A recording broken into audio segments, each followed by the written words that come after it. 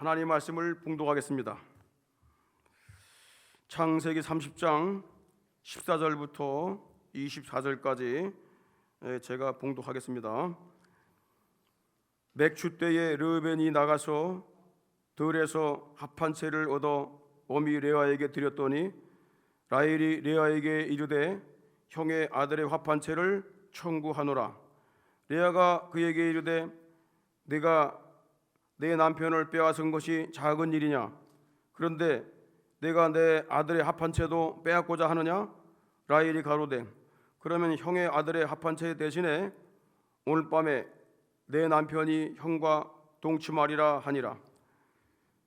저물 때 야곱이 들에서 돌아와 오매 레아가 나와서 그를 영접하며 이르되 내게로 들어오라. 내가 내 아들의 합한 채로 당신을 샀노라. 그 밤에 야곱이 그와 동침하였더라. 하나님이 레아를 들으셨으므로 그가 잉태하여 다섯째 아들을 야곱에게 낳은지라. 레아가 가로되 내가 내 시녀를 남편에게 주었으므로 하나님이 내게 그 값을 주셨다 하고 그 이름을 이삭아리라 하였으며 레아가 다시 잉태하여 여섯째 아들을 야곱에게 낳은지라. 레아가 가로되 하나님이 내게 후한 선물을 주시도다.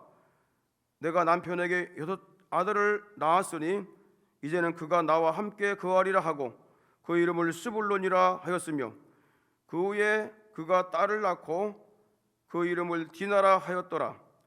하나님이 라헬을 생각하신지라. 하나님이 그를 들으시고 그 태를 여신 고로 그가 잉태하여 아들을 낳고 가로되 하나님이 나의 부끄러움을 찢으셨다 하고 다같이 그 이름을 요셉이라 하니 여호와는 다시 다른 아들을 내게 더하시기를 원하노라 함이었더라. 할렐루야. 우리 하나님은 모든 기도에 응답을 주십니다. 하나님은 살아계시기 때문에 그의 자녀들이 간구하고 기도하면 하늘에서 들으시고 이 땅에서 우리 사람들에게 부르짖는 자들에게 응답해 주시는 것입니다. 만약에 기도를 해도 응답이 되지 않는 경우가 있다면 두 가지입니다.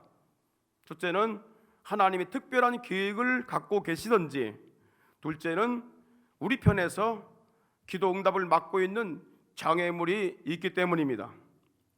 기도 응답을 막는 그 첫 번째 장애물은 바로 의심입니다. 우리가 의심을 품게 되고 또 하나님을 또 신뢰하지 않고 기도한다면 그 기도는 응답이 되지 않습니다. 그러므로 야고보서 1장 6절 7절에 보면은 믿음으로 구하고 조금 더 의심하지 말라고 말씀하십니다. 아예 의심하는 자는 주께 기도하기를 하지 말라고 그랬어요. 기도하지 말라고 그랬어요. 왜냐하면 의심이 장애물이기 때문에.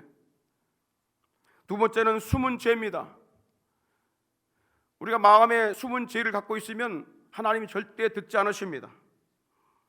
은밀한 죄, 우리 심장과 폐부를 살피시는 하나님께서 우리의 비밀스러운 죄까지 다 알고 계시기 때문에 그 죄를 제거하지 않게 되면 응답이 없다는 얘기입니다.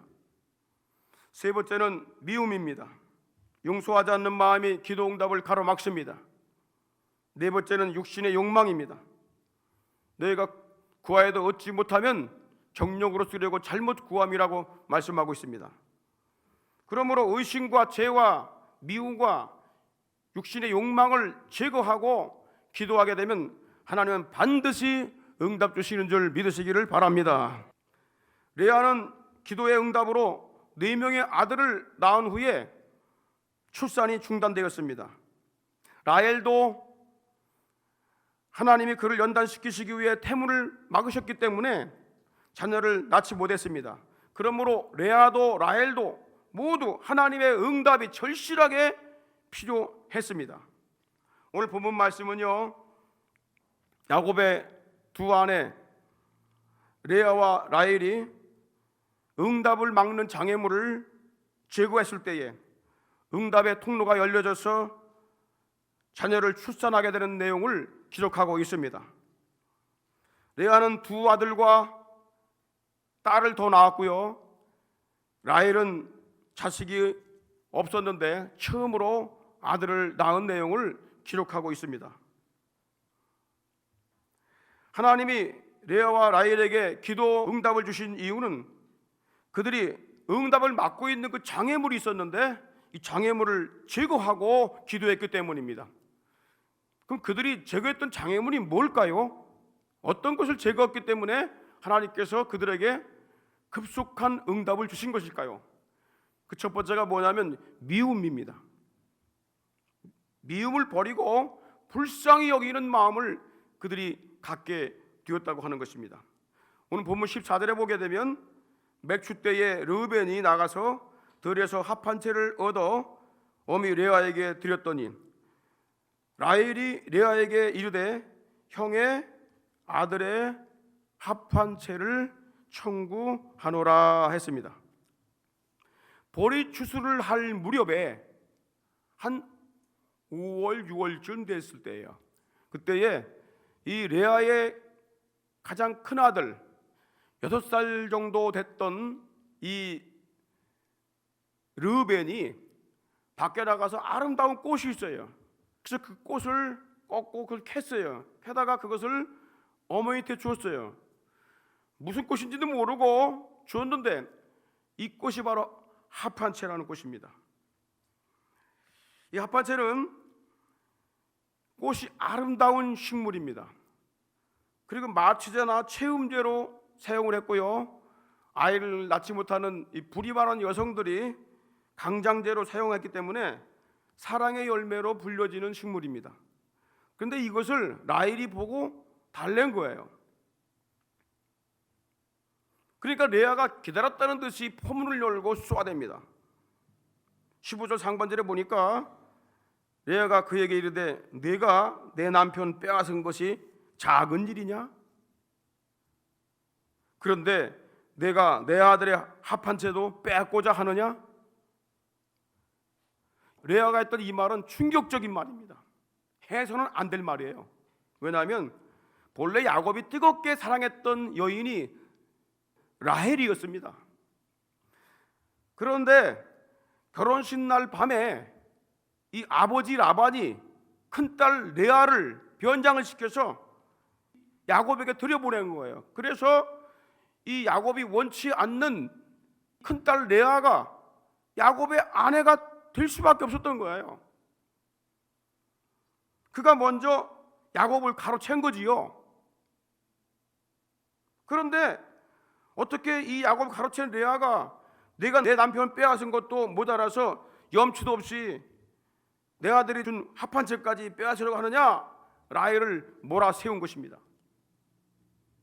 그런데 놀랍게도 라헬이 이 적반하장의 말을 듣고도 언니에게 대들거나 따지질 않습니다. 이게 놀라운 겁니다. 대신 이렇게 말합니다. 15절에 하반절에 보니까 라헬이 가로되 그러면 형의 아들의 합한 채 대신에 오늘 밤 내 남편이 형과 동침하리라. 그렇게 이제 요구한 거예요. 사실요, 언니 레아가 네 아들을 낳았잖아. 얼마나 시기가 많았어요. 얼마나 불평이 많았고 얼마나 질투심이 많았어요. 질투가 극에 달한 이 라헬은요 야곱을 독차지해 버렸어요. 언니에게 안 보냈어요. 그 뒤로 언니와 야곱이 동침하지 못하도록 아예 차단시켜 버렸어요. 이런 수모를 당하는 레아는요 남편을 완전히 빼앗긴 것으로 여긴 것입니다. 그래서 내가 남편을 빼앗은 것이 적은 일이냐? 라고 쏘아붙인 겁니다. 그런데 이 뜻밖의 라헬은 독소를 퍼붓는 언니에게 대꾸를 하지 않고 합한 채를 나에게 주면은 남편 야곱을 언니와 동침하도록 양보하겠다라고 제안을 한 겁니다. 이것이 무엇을 의미하는 줄 아십니까? 라헬의 생각이 바뀌었다는 거예요. 언니는 아무리 합한 채를 가지고 있어도 남편 없으면 소용이 없어. 그러니 합한 채를 나에게 주고 야곱과 동침을 해라고 제안을 한 거예요. 날이 저물어서 남편 야곱이 집으로 돌아왔을 때에 레아가 야곱을 영접하고 그와 동침을 하게 됩니다. 평상시 같으면 야곱이 마땅히 작은 딸 라헬에게 갔을 텐데 합한 채로 야곱을 샀다는 말에 야곱이 그날 밤 레아와 동침을 하게 된 것입니다. 속임수로 선수를 쳐서 야곱을 가로챈 레아가 적반하장의 말을 했을 때에 라헬이 격분하지 않고 합한 채를 요구하며 남편을 양보한 것은 그가 바로 변화가 되고 있다는 거예요. 사실 라헬은요, 합한 채를 먹게 되면은 아이를 가질 수 있다 이 말을 믿지 않았습니다. 자신의 여종을 남편에게 주어서 첩으로 주면서까지 아이를 낳으려고 했던 라헬이 자식을 얻기 위해서 안 해본 것이 뭐가 있겠습니까? 그는 합한 채의 기적을 믿지 않았습니다. 그렇다면 라헬이 무엇 때문에 합한 채를 요구하는 것일까요? 그가 언니에게 남편을 양보하기 위해서 명목상 대가로 합한 채를 요구한 것입니다. 라헬은 그동안 자신만을 위해 남편을 독차지했던 지난날의 과오를 생각했습니다. 그는 남편의 사랑을 받지 못하는 이 괴로움 때문에 오직 믿음으로 참고 견뎌왔던 그 언니가 이제는 나쁘게 표현한 모습을 보고 불쌍한 생각이 들었던 거예요. 그러므로 라헬은 합한 채를 빌미로 하여 야곱과 언니가 동침하도록 양보를 했던 것입니다. 라헬은요, 시바지 풍습을 쫓아서 자기 여종을 통해 두 아들을 얻었습니다. 배다른 아들이죠. 그런데 그렇게 하면 할수록 더 살벌해지고 불행한 가정이 만들어지고 있음을 깨닫게 된 것입니다. 자신의 잘못된 행동을 뉘우치면서 언니를 불쌍히 여기는 마음을 갖게 된 것입니다. 이를 지켜보시던 하나님이 그들에게 긍휼을 베풀기 시작했습니다. 하나님은 언니를 불쌍히 여기는 라헬과 레아를 또 긍휼히 베푸셔서 그들에게 응답의 문을 열어주신 줄 믿으시길 바랍니다. 미움과 증오는 하나님과 더욱 멀어지게 만듭니다.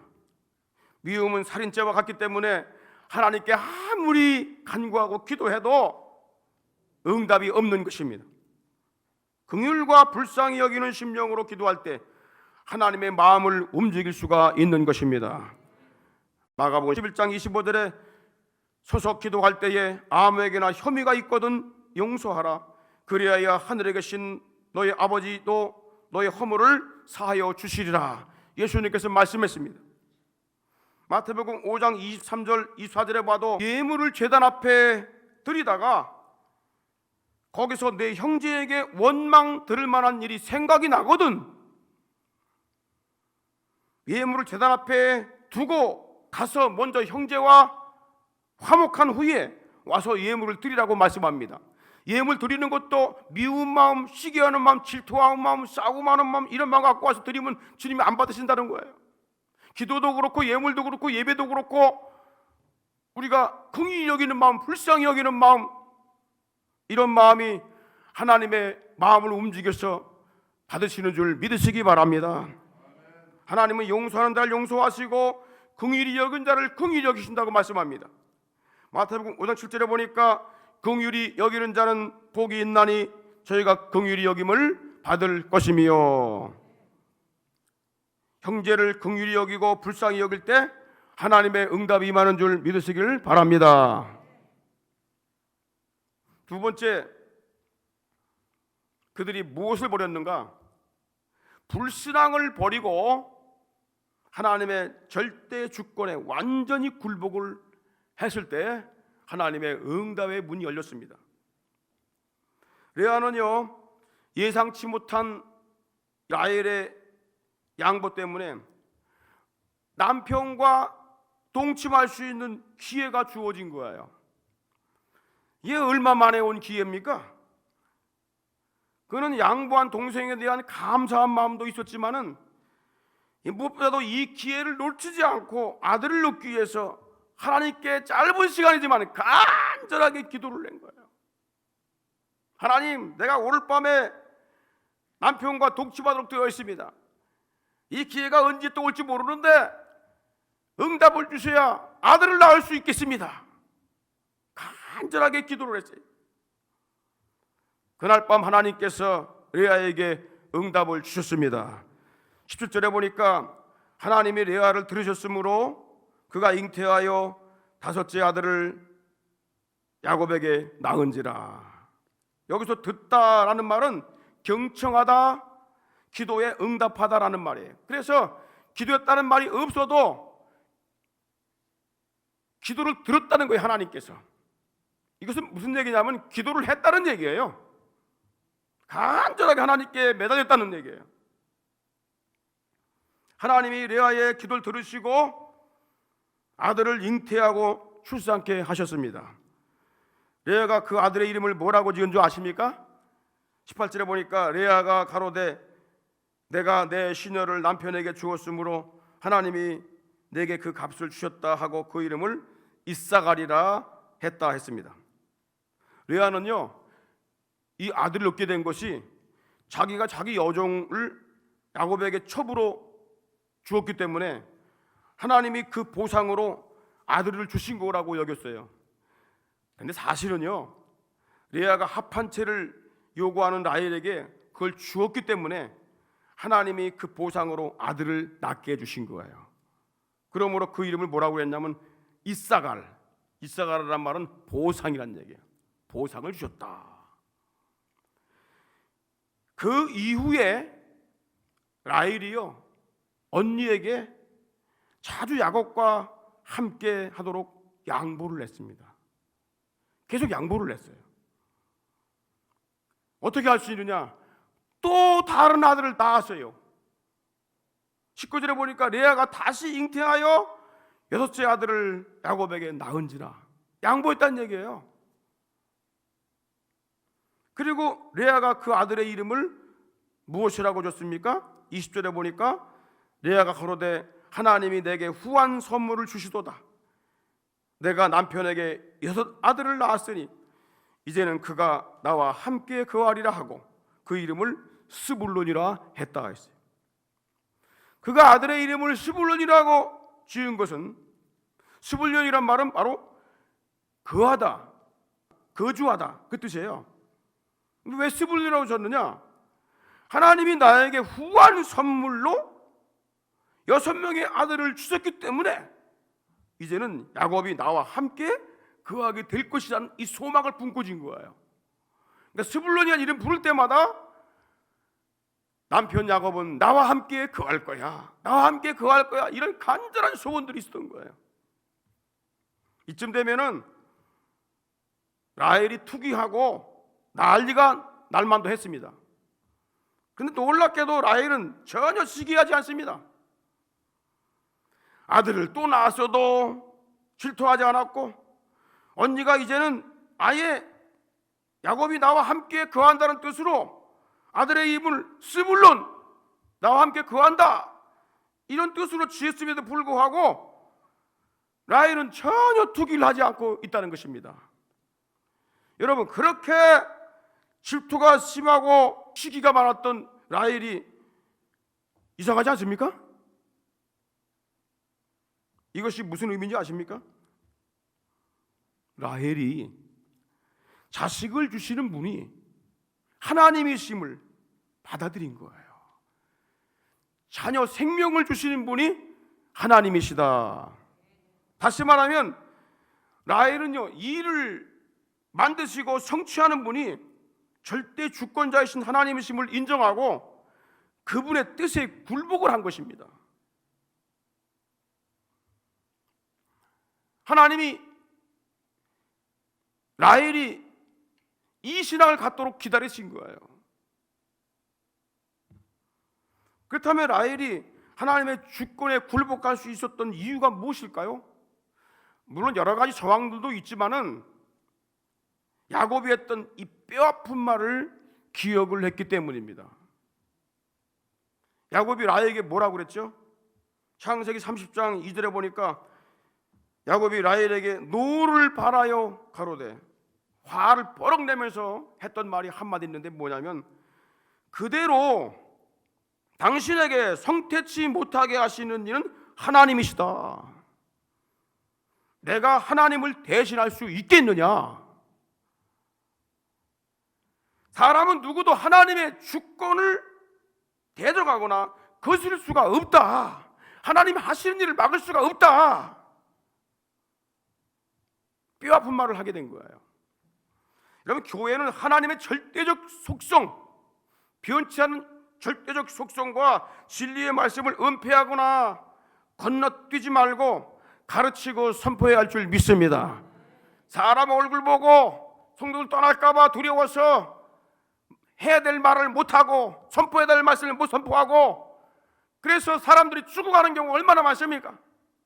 무엇이 바른 길인지를 알지 못해요. 야곱은 분명하게 얘기했습니다. 네가 이혼하면 이혼할지라도 한달지라도 내가 이 말을 해야 되겠다. 너를 성태치 못하게 한 분은 하나님이시여. 내가 하나님을 대신할 수 있겠어? 이 말이요, 라헬의 가슴에 박인 겁니다. 그래서 언니가 아들을 낳으면 낳을수록 하나님께서 하신 일이구나, 하나님께서 하신 일이구나. 그래서 하나님의 절대 주권을 그가 인정하게 된 것입니다.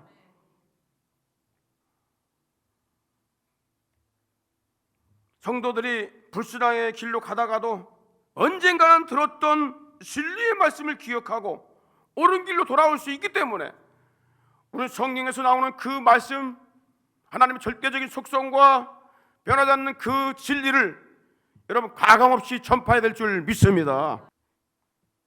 라헬은 야곱이 언니의 남편도 됨을 인정한 거예요.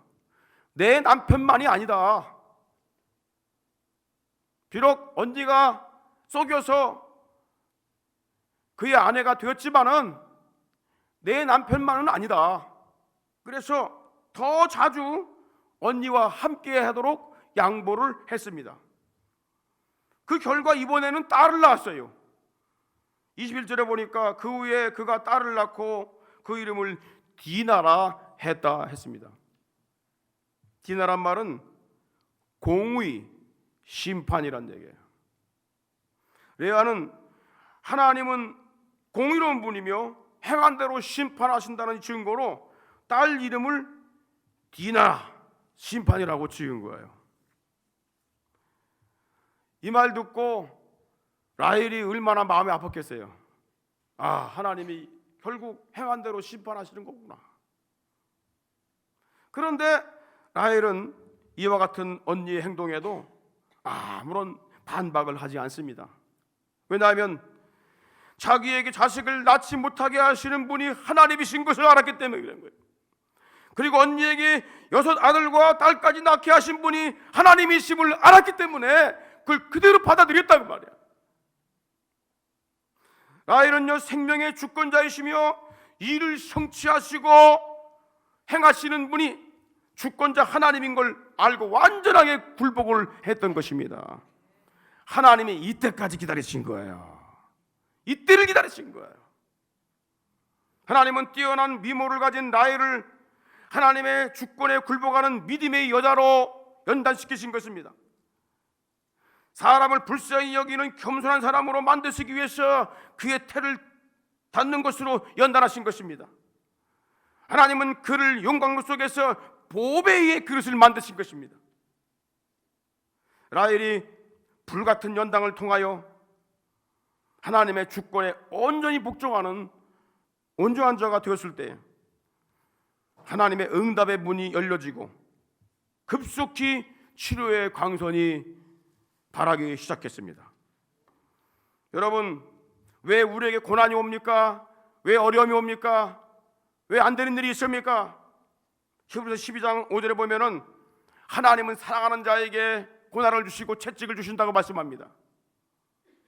사랑하기 때문에 그가 더 나은 자로, 더 고귀한 자로, 더 믿음이 있는 자로, 더 성별한 자로, 거룩한 자로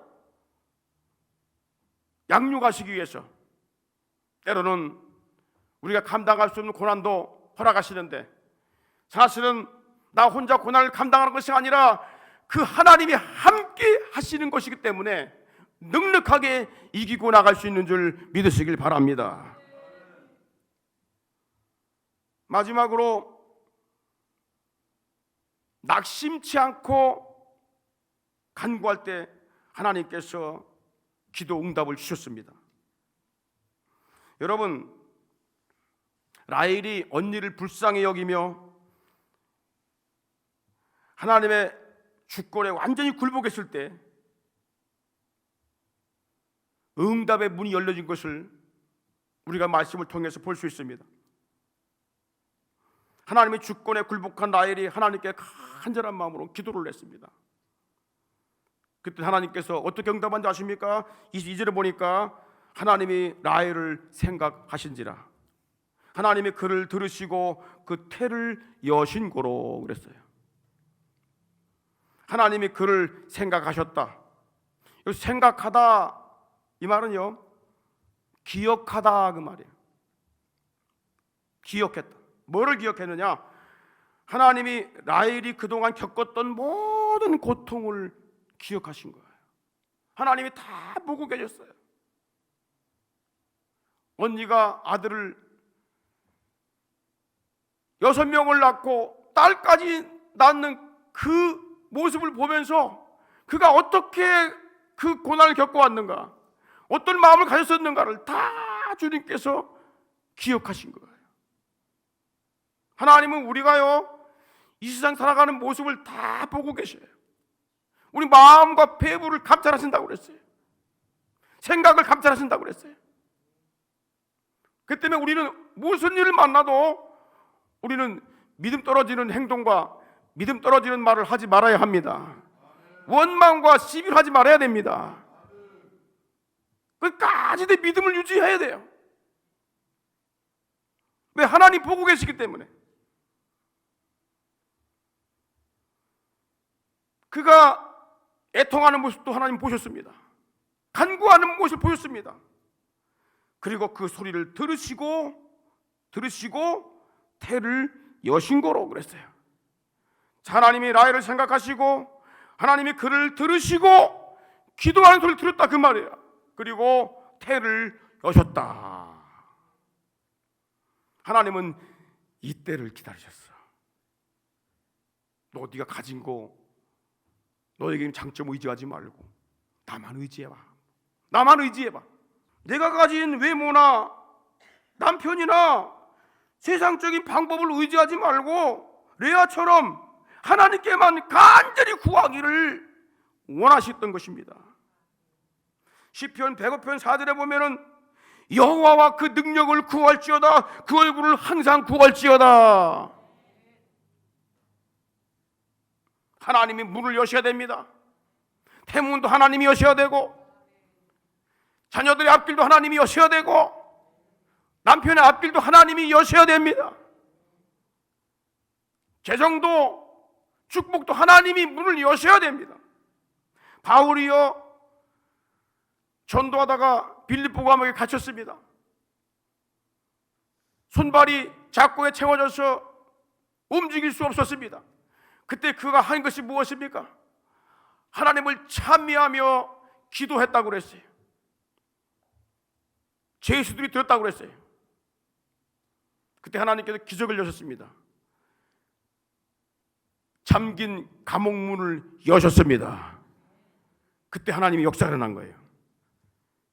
그를 때렸던 간수들, 가두었던 간수들이 그 가족까지 다 회개하고 하나님을 믿고 예수님을 영접하고 빌립보 교회 성도가 된 줄 믿으시길 바랍니다. 하나님의 문을 여셔야 돼요. 간구하며 기도할 때 하나님께서 여러분 다쳤던 문들이 열려지는 줄 믿으시기를 바랍니다. 라헬이 하나님의 주권을 인정하고 그분의 얼굴을 구했을 때에 드디어 하나님이 그에게 아들을 주셨습니다. 할렐루야. 결혼한 지 14년 만에 태문을 열고 아들을 주셨어요. 얼마나 기다렸던 아들입니까? 얼마나 사모하고 간구했던 아들입니까? 23절 24절에 보니까 그가 잉태하여 아들을 낳고 가로되 하나님이 나의 부끄러움을 씻으셨다 하고 그 이름을 요셉이라 하니 여호와는 다시 다른 아들을 내게 더하시기를 원하노라. 라헬이 그 아들의 이름을 뭐라고 준지 아세요? 요셉, 조집이라고 줬어요. 영어로 조집이라고 그래요. 요셉이라고 줬어요. 이 요셉이란 말에는 서로 두 가지 상반된 뜻이 있습니다. 첫 번째가 뭐냐면 제거하다, 그 뜻이 있어요. 제거하다. 두 번째 뭐냐면 더하다, 더해지다, 증가하다, 그 뜻이 있어요. 그러니까 제거하다, 더해지다, 그 반대의 뜻이 있어요. 하나님이 아들을 낳게 하심으로 지금까지 겪었던 모든 부끄러움을 내게서 제거해 주셨습니다. 그 뜻으로 요셉이라고 지은 거예요. 또 하나님이 또 다른 아들을 내게 더해 주시기를 원합니다 라는 뜻으로 또 요셉이라고 지은 거예요. 그 요셉이라고 지은 말은 뭐예요? 순수하게 자기가 하나님께 간구하고 기도하여 응답받은 것이고 또 하나님께서 그렇게 해주실 걸 믿고 지은 이름이다, 그 말이에요. 이것이 놀라운 라헬의 변화입니다. 그는 여종이 아들을 낳았을 때에 언니를 공격하기 위해서 이름을 지었습니다. 그런데 이제는 그렇게 짓지 않고 어떻게 져요? 하나님의 기도가 응답된 것이다 라는 의미로 요셉이라고 줬고 또 간절한 소원을 품고 이제 아들을 또 주실 것이다 이런 의미로 요셉이라고 지은 거예요. 그래서 하나님은 6년 뒤에 둘째 아들 베냐민을 주신 겁니다. 그래서 라헬이 2명의 아들을 낳게 된 거예요. 하나님의 응답이 여기서 끝나지 않습니다. 하나님이 라헬의 아들 요셉을 통해서 야곱의 이 가문을 살리는 큰 일꾼으로 그를 쓰십니다. 요셉을 통해서 그 일을 행하시는 거예요. 하나님이 요셉을 애굽으로 보내셔서 야곱의 가문을 번성케 하시기 위해서 기반을 마련케 하시고 둥지를 마련케 하시고 이스라엘이라고 하는 큰 민족을 이루게 하신 후에 출애굽하여 조상들에게 약속한 언약의 땅 가나안 땅을 기업으로 받게 하신 것입니다. 더욱 놀라운 응답이 뭔지 아십니까? 응답이 라헬이 죽었어도 계속 일어났던 것입니다. 역대상 5장 1절로 2절에 보니까 이런 말씀이 있어요. 이스라엘의 장자, 여기 이스라엘은 야곱의 다른 이름입니다. 야곱의 바뀐 이름입니다. 야곱의 장자 르벤의 아들들은 이러하니라. 원래 야곱의 이 장자가 누구죠? 르벤 아닙니까? 제일 첫 번째 낳은 아들 르벤. 그런데 르벤은 장자라도 그의 아버지의 침상을 더럽혔으므로 이 르벤이요 일찍 애가 자라갖고 성장을 했기 때문에 일찍 나가가지고 일찍 성장했잖아요. 그러니까 이 젊은 그 라헬의 여종을 통과를 했어요. 아버지에게 첩으로 준 그 비자를 통과를 합니다. 이걸 아버지가 알고 장자에서 떼어버립니다. 둘째도 떼어버려요. 셋째도 떼어버려요. 왜? 살인죄를 졌거든요. 자, 보세요. 르벤은 장자라도 그의 아버지의 침상을 더럽혔으므로 장자의 명분이 어디로 가느냐? 이스라엘의 아들, 다시 말해 야곱의 아들 요셉의 자손에게 돌아갔다.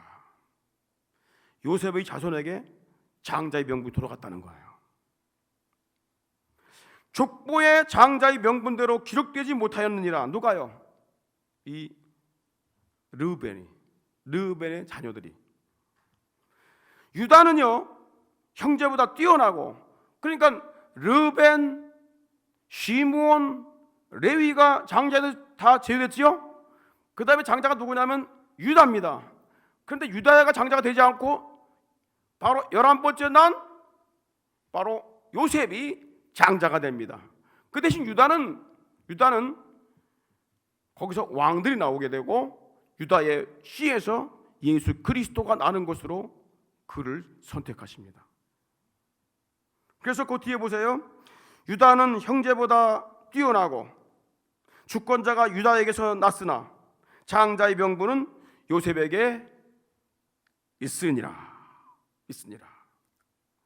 여러분, 라헬이요 이제 하나님께 매달리면서 기도하고 간구했더라면 진작 이런 일이 벌어질 텐데, 이 14년 동안 계속 시기와 다툼과 질투, 그리고 자기의 미모만 믿고 그냥 뽐내면서 자랑만 했다 그 말이에요. 기득권 가지고 계속 남을 괴롭히고 말이죠. 언니를 학대하고 말이죠. 그러니까 하나님께서 이런 라헬에게 응답 줄 수가 없었던 거예요. 여러분, 악한 자에게 여러분도 칼을 쥐어주게 되면 이건 더 악한 일을 하게 되는 거야. 우리 성도들이 이걸 기억해야 됩니다. 왜 나에게 응답이 없을까? 이런 생각을 하기 전에 하나님께 내가 어떤 사람이 되어야 할 것인가, 이건 너무 중요한 겁니다. 문제없는 사람은 없어요. 다 누구나가 어려움과 고난을 겪고 있습니다. 그럼 이것이 왜 왔는가? 우리가 지금 이 세계적으로 팬데믹 현상을 겪고 있습니다. 우리나라에도 많은 어려움들 겪고 있어요. 우리가 깨달아야 됩니다. 왜 하나님이 이걸 허락하셨는가라는 거예요. 왜 이런 것들을 통해서 많은 사람들이 어려움을 겪는가? 우리는 여기서 하나님의 주권을 발견해야 하는 것입니다. 하나님이 왜 이렇게 하셨는가? 분명합니다. 그리스도인들을 깨닫게 하는 것입니다. 교만한 자를 낮추는 거예요. 하나님만 의지하게 만드는 거예요. 이 믿음을 가지고 주를 섬길 수 있기를 바랍니다. 장애물이 없는 사람은 없습니다. 이것을 제거해야 됩니다. 먼저 미움을 버리고 불쌍히 여기는 마음을 가지십시오. 미움과 시기와 질투와 분노는 여러분 하나님의 응답을 가로막습니다. 조용히 하나님만 할 수 있는 기회를 만들고 이런 것들을 제거해 달라고 하나님께 간구하며 도움을 요청하시기 바랍니다.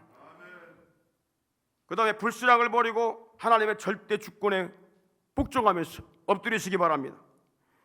내가 지금 고난의 자리에 놓인 것은 하나님의 실수라고 여기지 마십시오. 원망하지 말아야 됩니다. 하나님이 나의 연단을 위해서 잠시 그곳에 있게 하셨음을 인정하고 그분의 뜻에 복종하며 간구를 해야 합니다. 예레미야 33장 2절 3절에 보니까 이 일을 행하는 여호와라고 했어요. 그것을 지어 성취하는 여호와라고 했습니다. 그 이름을 여호와라는 자가 이같이 일어나라. 너는 내게 부르짖으라. 내가 내게 응답하겠고 내가 알지 못하는 크고 비밀한 일들을 내게 보이리라. 하나님은 이 일을 성취하시고 또 이 일을 행하시는 분이십니다. 우연히 됐다고 생각하지 마십시오. 우리 앞에 하나님만 보여야 합니다. 어떤 일을 만나도 우리는 십자가를 참으신 그리스도를 생각하면서 믿음의 길을 선택해야 할 줄 믿습니다. 의지할 것이 많아도 주님만 붙드는 신앙이 응답받는 신앙임을 알고 이 온전한 신앙으로 달려갈 수 있기를 바랍니다. 그 다음에 낙심하지 말고 하나님께 간구해야 합니다. 예수님은 항상 기도하고 낙심하지 말라고 말씀하십니다. 낙심하고 실망될 일이 생겨도 기도와 간구로 깨어있는 믿음의 사람이 될 수 있기를 바랍니다. 성경은 허물 없는 자가 의인이 아니라 7번 넘어져도 8번째 일어나는 자가 의인이라고 말씀하고 있습니다. 누가 악인이냐?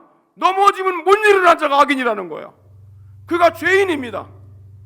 잠언 24장 16절에 보니까 대저 의인은 7번 넘어질지라도 다시 일어나려니와 악인은 재앙으로 인하여 엎드려 지느니라. 할렐루야. 다 같이 일어나셔서 우리 한번 찬양하고 기도하도록 하겠습니다.